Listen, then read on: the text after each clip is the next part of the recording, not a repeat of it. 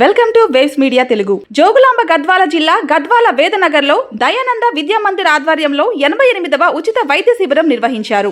Doctor Shyam, family physician doctor Jayaraju చిన్నారులకు వైద్య పరీక్షలు నిర్వహించి అవసరమైన వారికి ఉచితంగా మందులు పంపిణీ చేశారు. సీజనల్ వ్యాధుల పట్ల తల్లిదండ్రులు అప్రమత్తంగా ఉండాలని, పిల్లలకు పరిశుభ్రమైన ఆహారం, శుద్ధమైన నీరు అందించాలని వైద్యులు సూచించారు. పిల్లల్లో అనారోగ్య లక్షణాలు కనిపిస్తే స్వయంగా మందులు వాడకుండా వైద్యులను సంప్రదించాలని తెలిపారు.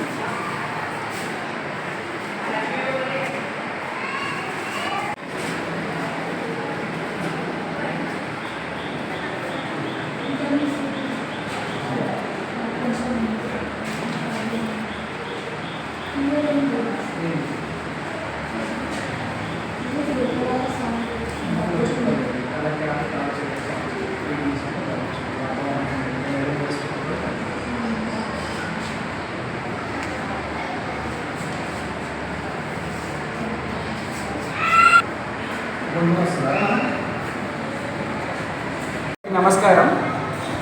నేను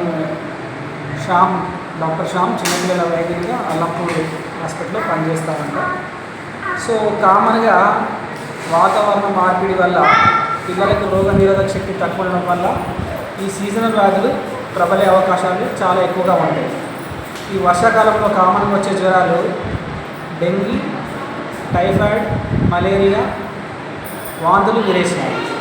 సో వీటి నుంచి మనం ఎలా కాపాడుకోవాలన్నది ఇంపార్టెంట్.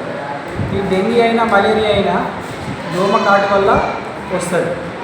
ఈ దోమకాటు ఇవి దోమలు ఎక్కడ నిల్వ ఉంటాయంటే, ఎక్కడైతే నిల్వ ఉంచిన నీరులో కానీ, లేదంటే మనం పెట్టుకునే కుండీలో కానీ, మనం బయట వేసే బకెట్లో వాటర్ అట్టే నిల్వ ఉంచినా కూడా ఆ దోమ నుండి ఆ దోమల వల్ల సంక్రమించే అవకాశం ఉంటుంది. ఈ డెంగీ జ్వరం అన్నది ఈడీసీజీటీ అనే దోమ వల్ల సంభవిస్తుంది. ఇది మోస్ట్లీ డే టైం బైటర్స్ అంటారు. ఇది పగటిపూట కుట్టే దోమ వల్ల ఉంటాయి.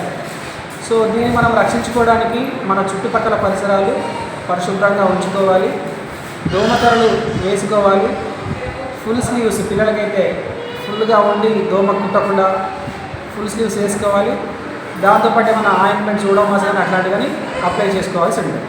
ఈ టైఫాయిడ్ అన్నది కలుషితమైన నీరు, ఆహారం వల్ల వస్తుంది. సో ఈ వాతావరణం మార్పిడి వల్ల, ఈ వానాకాలం వల్లనే వస్తుంది. కాబట్టి పిల్లలు తినే ముందు ఖచ్చితంగా చేతులు శుభ్రంగా ఉంచుకోవాలి. తిన్న తర్వాత మోషన్స్కి వెళ్ళిన తర్వాత కూడా చేతులు శుభ్రంగా ఉంచుకొని ఉండాలి.